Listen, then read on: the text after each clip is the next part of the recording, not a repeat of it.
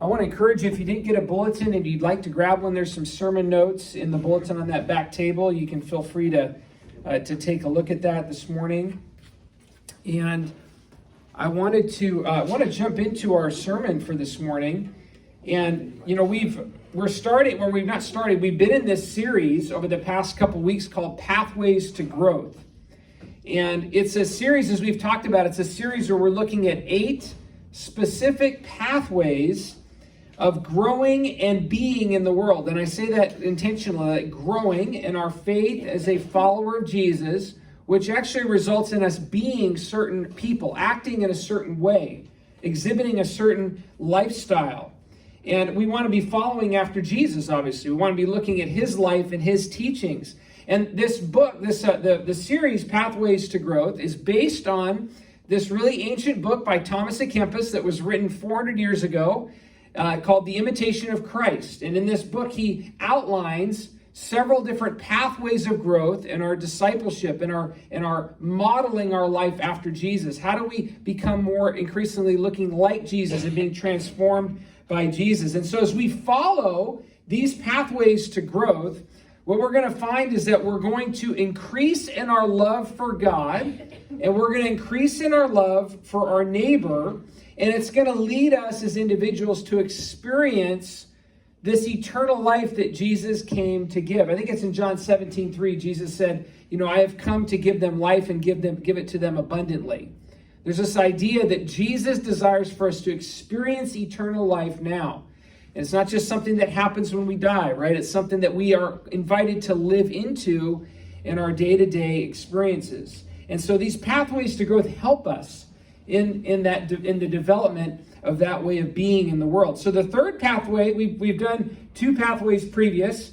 And again, if you want to go back and if you missed last week's is saved on YouTube, and so you can watch the sermon video there if you'd like to. But this week we're going to take a look at the third pathway, which is living a life of shalom. Living a life of shalom. Now that's a very odd word. You probably have you haven't heard that word used very much, or maybe sometimes in church circles you hear it used. And you may think, man, it's kind of a strange word. Like, what is that word all about? And how are we called to live a life of this weird word? Okay? So it's a word that we don't use, but it shows up frequently in both the Old and the New Testaments. And it's a very common term in both in the scriptures in its entirety. And what we find is that in our day and age, when we talk about shalom, like from an English understanding, we just naturally translate this to the word peace. And we'll say peace. But what we're going to find is that in the Hebrew scriptures, and also in the New Testament, the word shalom has a much richer meaning than just the word peace. And here's another way to define it. Shalom is peace, harmony. I want to let these words sit with you. Peace, harmony, wholeness, completeness, prosperity, welfare, and tranquility. These are a host of words used to describe what the word shalom means. So although this word can mean, and like as Roy said, we need to be praying for peace, right? An absence of war, the biblical meaning carries with it this strong sense of not just external peace, but how to experience internal peace, how to experience internal wholeness and completeness within as well. So it's both of these things. So a lot of times, again, we'll talk about peace on earth, right? We're talking about very outward forms of peace. We want to see, like, the war in Ukraine stop. We want to see all these things go away that are causing destructive elements in our society or in our world. And we'll talk a lot about that, but we don't do really a good job as a human society addressing what is this internal peace? What is this way of being in the world that is freeing, right? And so I would be the one to say that actually, if you aren't operating from a place of inner wholeness, the idea of outward forms of peace and expression will never, ever, ever be met. We will always experience war, catastrophe, and disaster because human beings in general are not experiencing inner wholeness, inner completeness. So a good way to think about this would be that we are called to be people who pursue and practice peace in our dealings. So Christians, followers of Jesus, should be people who are practicing a life of peace in our dealings in the way that we operate with other people.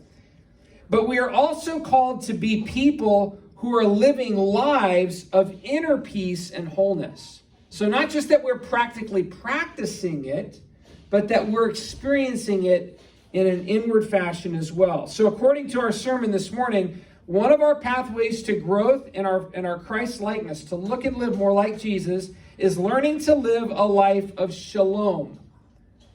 A life of peace and harmony, wholeness, inner completeness, inner peace, etc. Now, let me share a couple of biblical examples of shalom. And I've handed out a couple of sheets of paper to you this morning. Some of you got those sheets. There's 5 different verses. And there are so many verses in the scriptures that talk about shalom. I'm just giving you a small snapshot of different passages in the scripture. And what I'd like to do is just have you read the passage, and I'll just make a couple of comments and then move on to the next. And what I want to clarify, and you'll see up on the screen in a moment, is when the word peace is used, if it's used in the Old Testament, it's actually referenced by the actual physical word shalom is the word in Hebrew.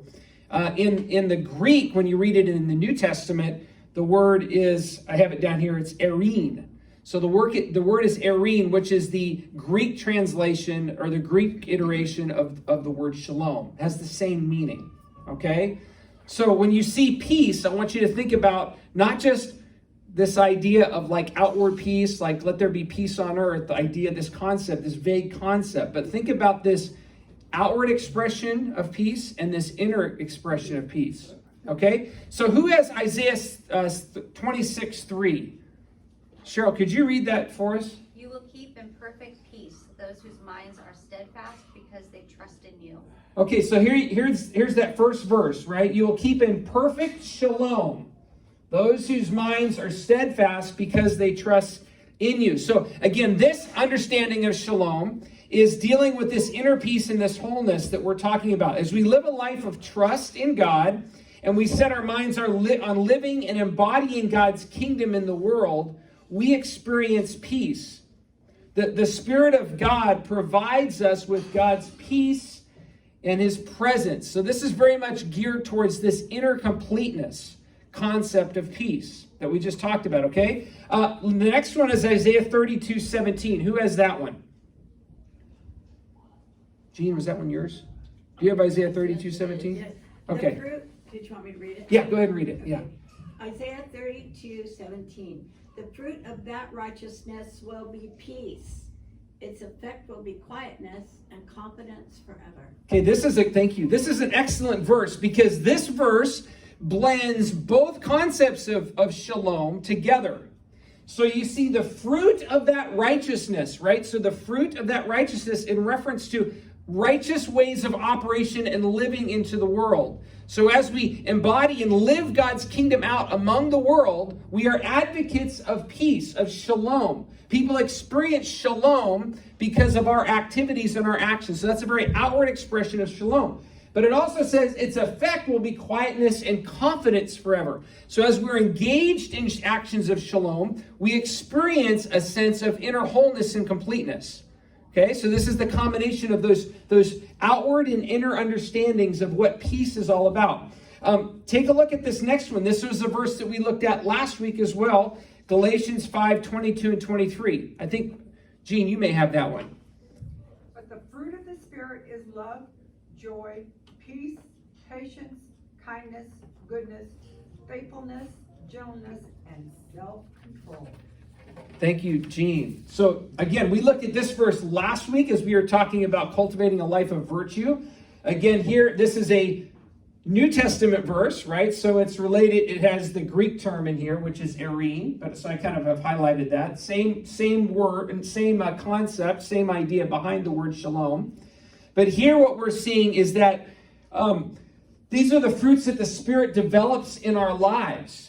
And so, again, there's this sense of many of these things, if you looked at it like last week, are virtuous activities. So we can, when we are kind, Like, we're not just generally kind. You don't express kindness just by, oh, I really care about Linda. Like, and think about kindness toward Linda, but to really actually be kind, I actually show kindness by doing certain things for Linda. Goodness, gentleness, self-control. A lot of these are outward demonstrations of the Spirit's work in our lives. Some of these can go, but some of these can also go both ways. So the fruit of the Spirit not only develops within us inner wholeness and peace in our walk with God, but also one of the fruits of the Spirit is that we are living a life of peace as well. Okay, so the same concept back and forth. Go to Philippians. Who had Philippians 4:4-7? This was another passage that we looked at last week. Yeah, Pat, go ahead. Rejoice in the Lord always. I will say it again. Rejoice. Let your gentleness be evident to all. The Lord is near. Do not be anxious about anything, but in every situation, by prayer and petition, with thanksgiving, present your requests to God. And the peace of God, which transcends all understanding, will guard your hearts and your minds in Christ Jesus. Thank you, Pat. So again, this is a more of an understanding of that inner completeness and an inner wholeness component of shalom. There's this idea of rejoicing, being thankful, not being anxious, but coming to God with our concerns and our problems. And Paul tells us here in Philippians that God's peace, and I love this line, which transcends all understanding. Like that inner wholeness, we can't explain it. There's a mysterious working of God that goes on in our lives that brings us to a place of rightness before God. I feel a sense of being complete. I'm whole in God's presence. I'm at rest in God's presence. There's a sense of rightness about my relationship with God when I'm rejoicing and I'm sharing with Him and I'm giving Him my concerns and my needs. Right? There's a certain, even Joe just mentioned this morning, just kind of bringing to light some stuff that he's dealing with within his family. That idea of naming it and calling it out, the hope and the goal in that is that the Spirit of God uses that to bring a sense of peace and satisfaction and like beginning a work inside of us that helps transform us. Okay? So that's Philippians 4. And then the last one is John 14:27. I think I gave that one to Linda. Linda, could you read this one? Face this way. Sure. I noticed. Go ahead. Peace I leave you with, my peace I give you. I do not give to you as the world gives. Do not let your hearts be troubled, and do not be afraid. Thanks, Linda. So, I don't know if you know or not, but this is Jesus. These are the words of Jesus himself speaking, and he's talking about giving us his peace, that he's giving it to us generously. He completes our identity and our being. And in true Jesus form, so this is very much like this inner wholeness, like Jesus is wanting to give us completeness in our identity. He's about to leave and saying, I'm with you, I'm guiding you. But there's also this sense that in Jesus, true Jesus form, Jesus never blesses us with something without the intentionality to use that as a way to transform us into being active people in the world that demonstrate it. So Jesus was always about doing a work in us for the purpose of transforming us so that other people are blessed by it. Like that was Jesus' main operation. It was never just one-sided. So here, I'm leaving them my peace so that they can experience my wholeness and so that then they can also be advocates of peace in the world. So these are a couple of great verses. I could have shared a bunch of other ones with you as well, but these are just 5 of them. I want to share a quote with you by Richard Foster. And it says this. It says, when he's talking about shalom, he says, it means much more than the absence of conflict. But shalom signifies our discovery of complete well-being. Today, there are so many fashionable attempts to discover well-being that we can forget the central teaching of our faith. Complete well-being can only be accomplished through our relationship with Jesus Christ. It's only through Jesus that we can experience complete wholeness. It's not by reading 25 different self-help books, as helpful as self-help books can be, right? The answers are not going to be completely fulfilled there. Jesus is the only one that completes our identity, completes our wholeness. And he wants to lead us into this place of shalom. And so we are, when Jesus does this, we're able to, again, live lives of peace, lives of shalom in our dealings with others, and we're able to experience that in ourselves as well as God does his work of transformation. So hopefully this explanation helps a little bit to understand this concept of shalom, that it's much bigger than, it's more richer than just the one English word that we use in relation to the word, to this word, when we talk about it as peace. Now let me share with you a couple of examples of shalom from the life of Jesus.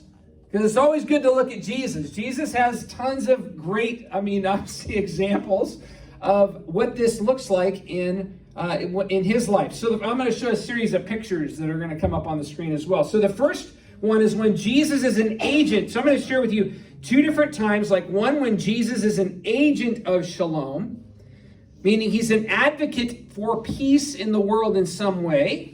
And then on the flip side, when Jesus is an experiencer of shalom, where he is able to operate from a place of inner wholeness and completeness. Okay, these two concepts of shalom. So the first one is when Jesus heals the soldier whose ear was cut off by Peter. Do you remember that story?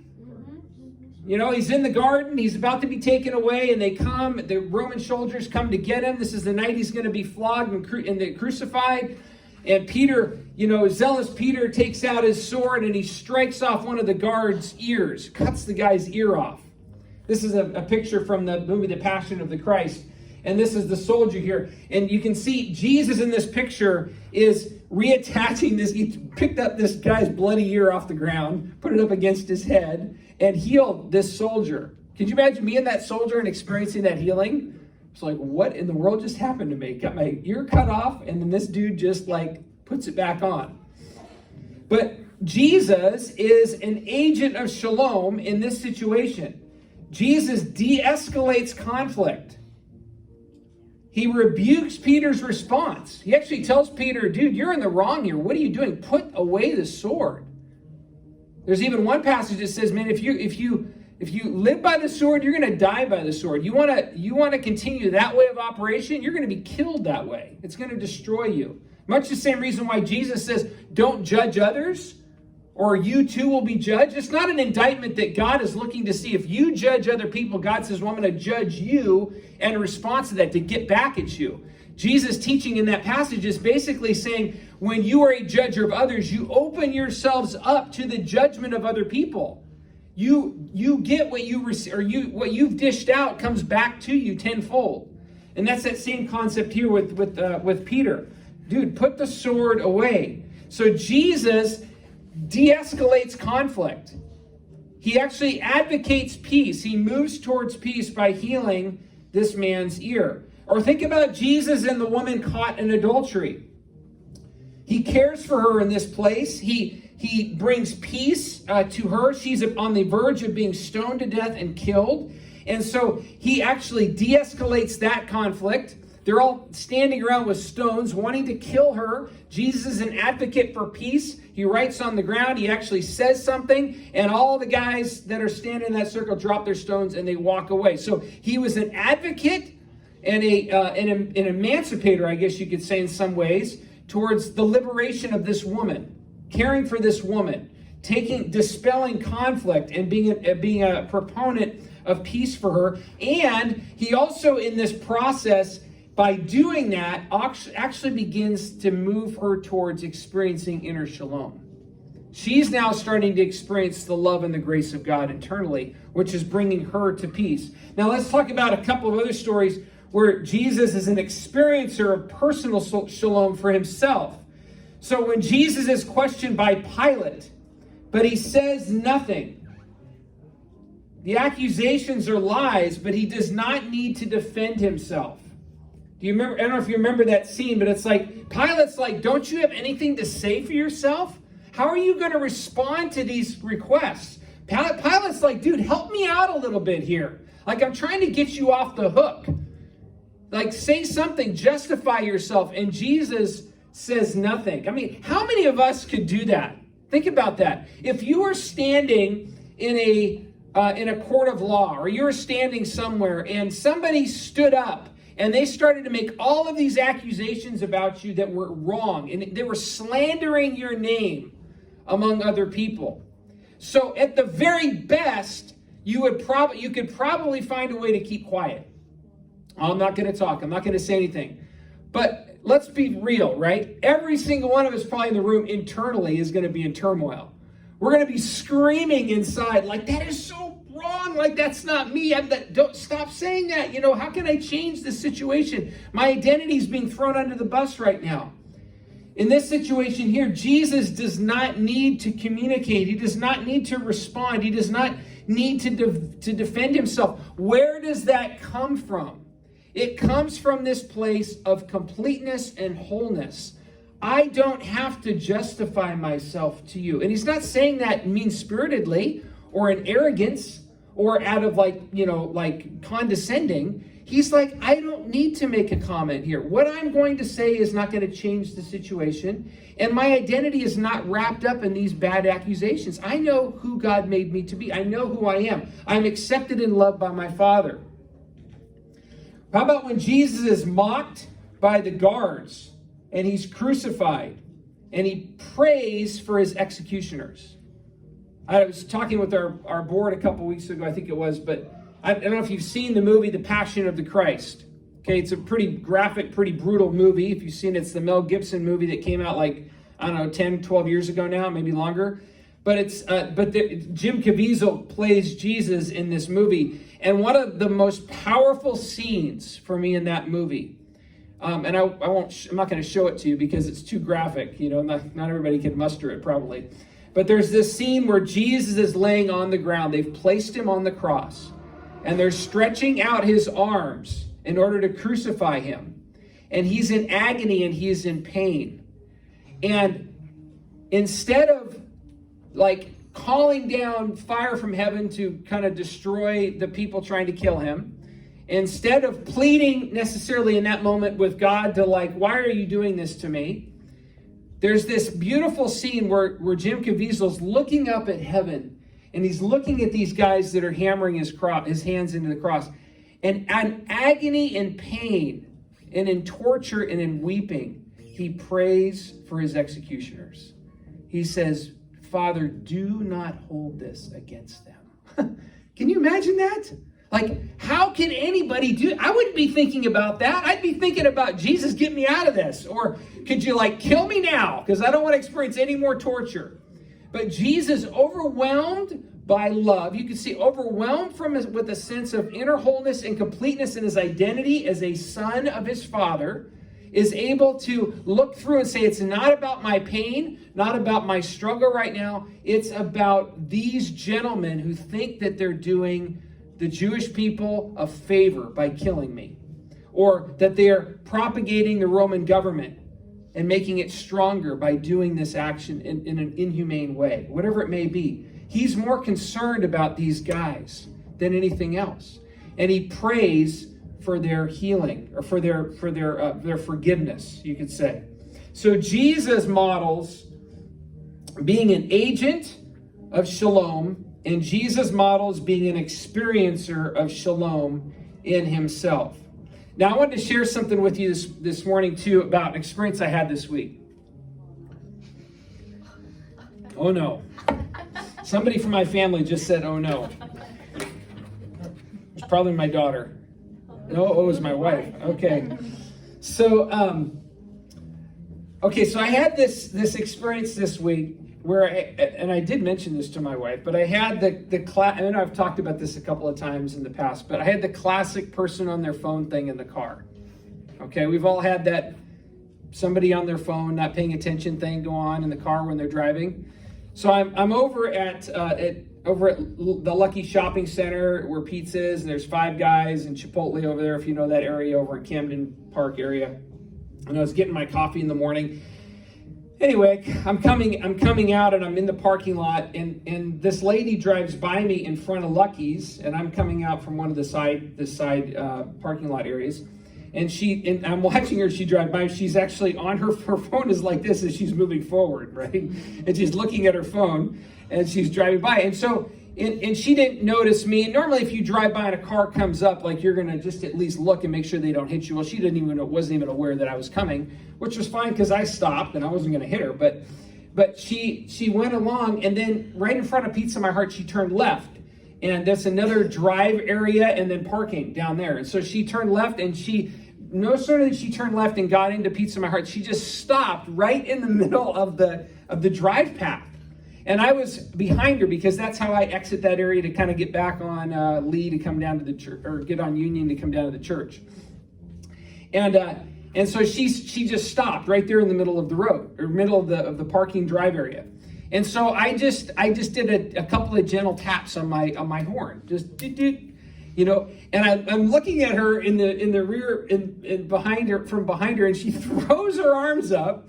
Right, she was visibly super upset that I had honked the horn at her, I guess. And so my immediate response when that happened was I went into self-justification for myself.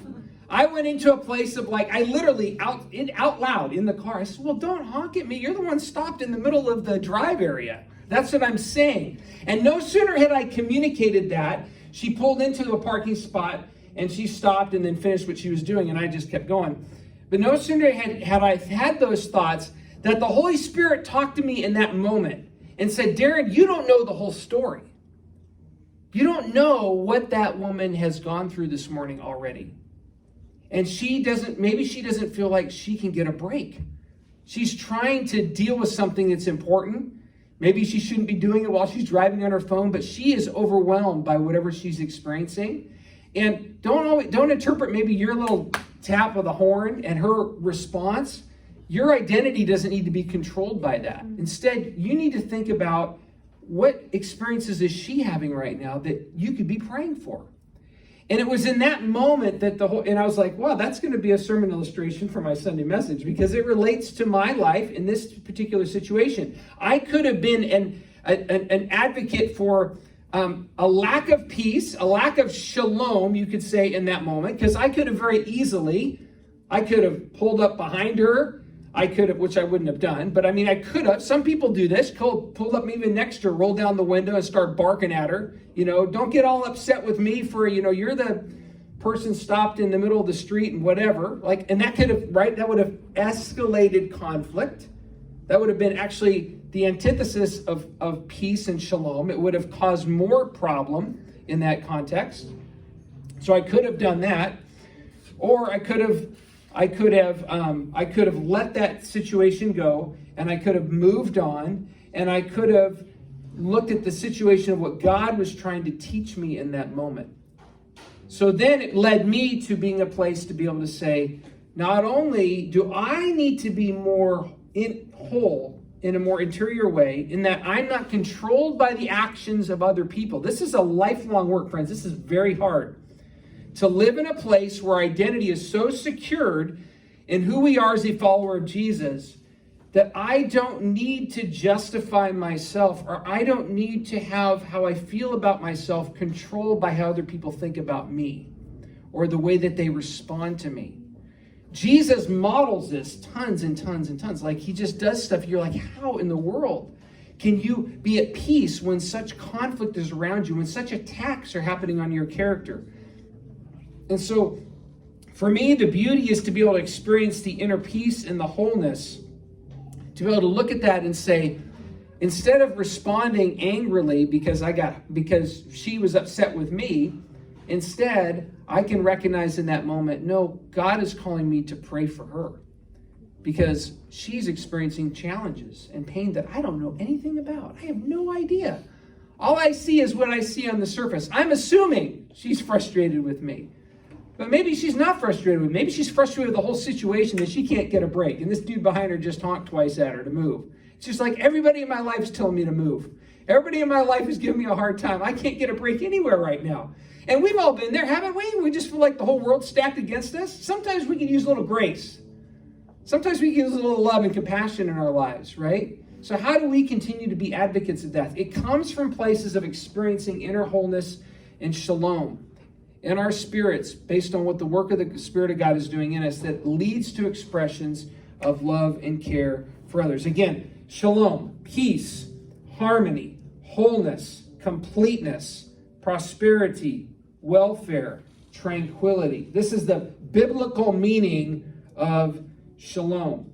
So as we close this morning, how do we practically live a life of shalom? And I'm going to give you 4 very quick and specific ways to live from an application perspective, how to practically live a life of shalom. And they're going to be packaged into, and I think even in your sermon notes, I kind of packaged it in terms of, did I say outer peace and inner peace, even in the notes? Did I break it up? I don't know if you said, there's a place there to write these down if you want to. So I'm going to talk about 2 ways that we can practically live a life of shalom in terms of outer peace, and 2 ways that we can practically live a life of shalom based on this inner wholeness and inner peace. Okay, so the first way that we can practically live a life of shalom is to pursue peace and reconciliation in our conflicts, whether we feel right or wrong. Let me say that again. Pursue peace and reconciliation in our conflicts, whether we feel right or wrong. That's an important designator at the end. Sometimes we look at things and we say, I've done all I'm going to do. Like, until they're ready to kind of whatever, I'm done. But we are commanded to go the extra mile, right? I said this when I do premarital counseling with couples.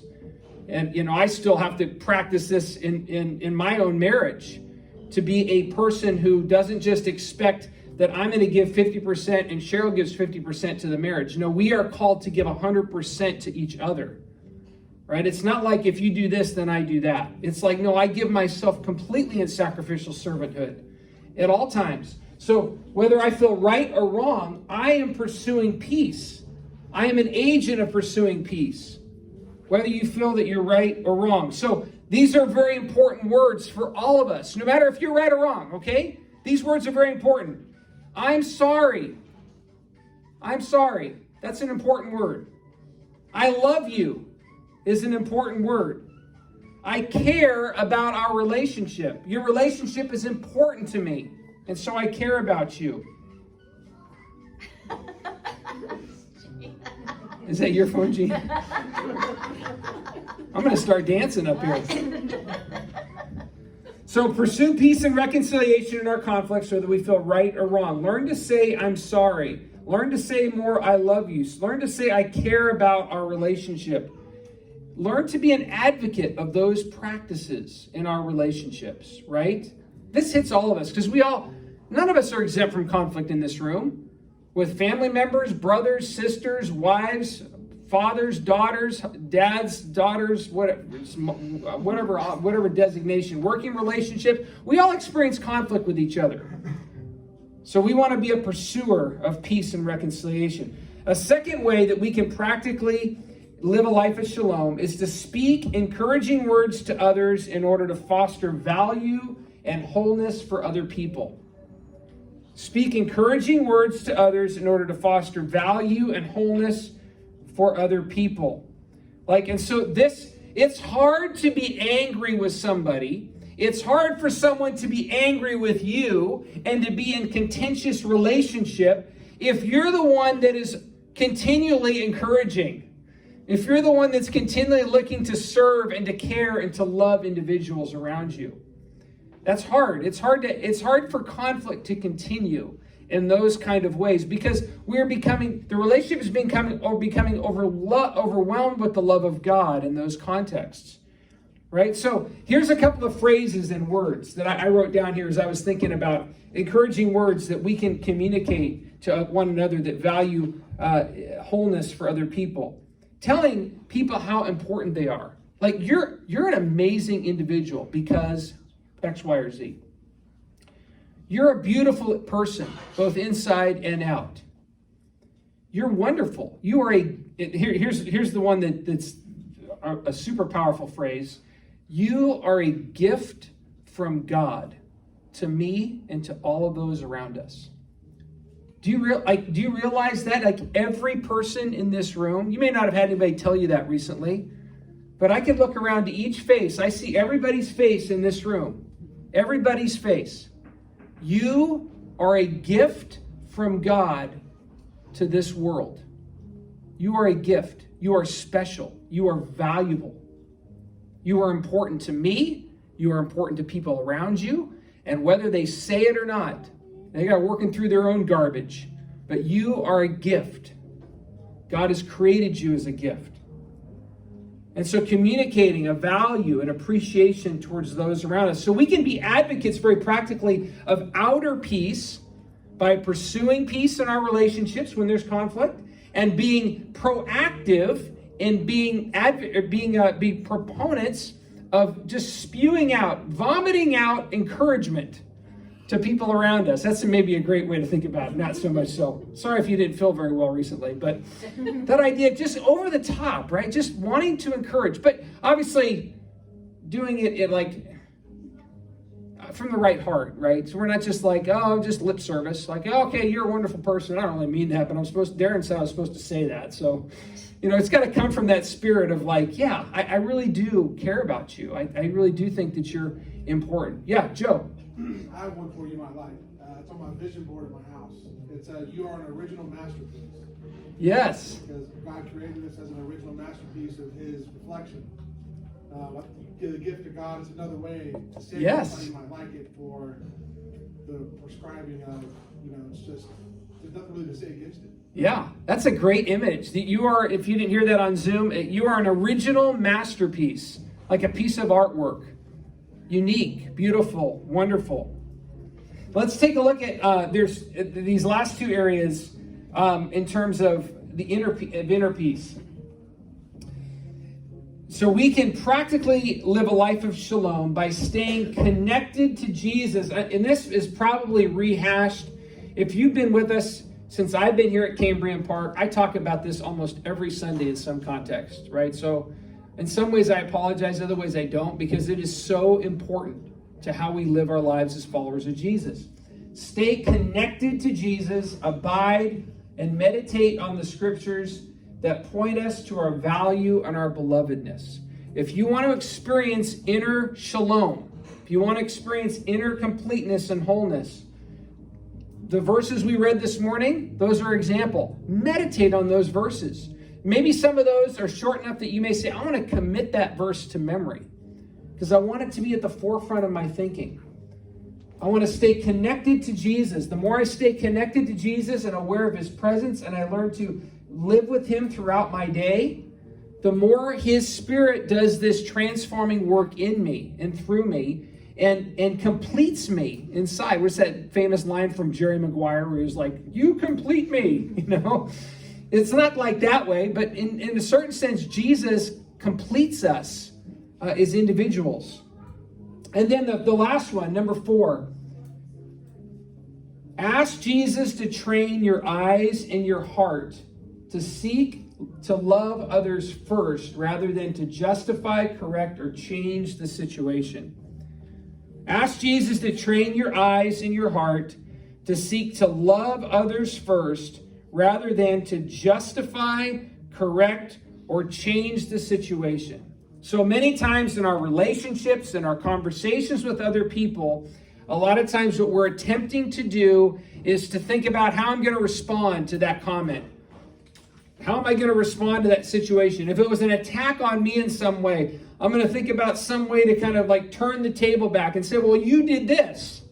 That's why I did that. Or, well, there's a reason why I'm grumpy right now because this person did this over here. Like we always deflect and look for ways to change the conversation and point it on other people. But here what we want to do is we grow in this inner shalom as we look to Jesus.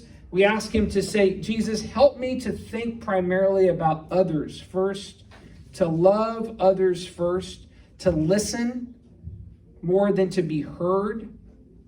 As we do that, we not only lead to shalom outwardly, because we become a person of peace, that people say, man, I like talking to that person because they encourage me, they listen, they don't try to fight me over my comments or whatever it may be. But then there's also this sense of, from an interior perspective, we're living in a place of life. Okay? So what I want to do is we kind of close this morning is I want to just say a blessing of shalom over you this morning in this message. And I have it up on the screen here. May you be at peace, and may you live a life of peace. Okay? Do me a favor, close your eyes. I want you to receive this blessing this morning. It's a shalom blessing. May you be at peace, and may you live a life of peace. Jesus, we thank you and we praise you for your goodness to us, the ways in which you care for us and love us, ways in which you lead us towards actions of peace to those around us, and how you want to transform us on the interior parts of our lives. You want us to experience your life and your wholeness. We really do want to experience your peace within us, your completeness, and we want to be people who demonstrate that to those around us as well. We pray this in Jesus' name. Amen. All right.